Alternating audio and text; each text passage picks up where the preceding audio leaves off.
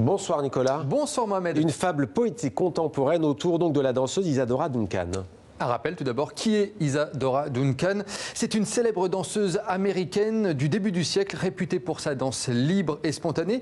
Une femme au caractère affirmé, elle est adepte de l'amour libre, bisexuelle, féministe et communiste, ce qui lui a fait d'ailleurs perdre sa nationalité américaine, Mohamed. Et parmi ses créations, Isadora Duncan a écrit la pièce La Mère. C'est un solo de danse créé après la mort de ses deux enfants. Elle a passé sa vie en fait à tenter de retrouver le geste dansé qui l'apaiserait du deuil de ses enfants. Et c'est cette œuvre que l'on suit en filigrane dans ce film, à travers le portrait de 4 femmes d'aujourd'hui rongées par la solitude. Un film vraiment touchant, réalisé par l'ancien danseur Damien Manivelle et porté notamment par l'actrice française Agathe Bonitzer, que l'on a rencontré avec Guillaume Gouet.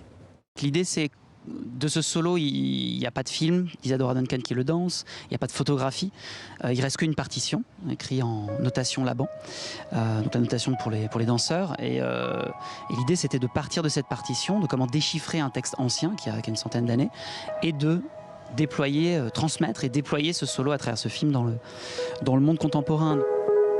Chaque geste a une signification. Donc j'ai besoin que pour toi, cette histoire, ce récit, tu te le racontes, il existe. Il faut que tu plonges dans cette histoire.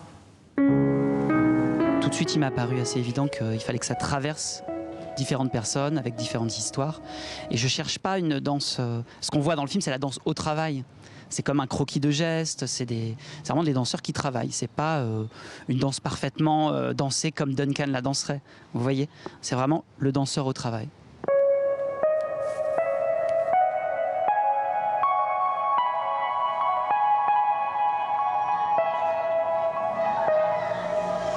Elle a participé à l'évolution de la danse contemporaine, quoi, à la naissance d'une nouvelle forme de danse, une nouvelle façon de danser. Oui, elle était très en avance sur son temps, sur la façon de penser la danse, et techniquement aussi, parce qu'elle est en fait, en revenant au grec, en revenant au passé et à des gestes très anciens, comme on peut le voir dans le film et dans ce solo, elle a, dans un certain sens, affranchi la danse. Elle s'est affranchie de la danse classique. Elle a créé une danse qu'on pourrait dire plus en accord avec le corps et avec la nature.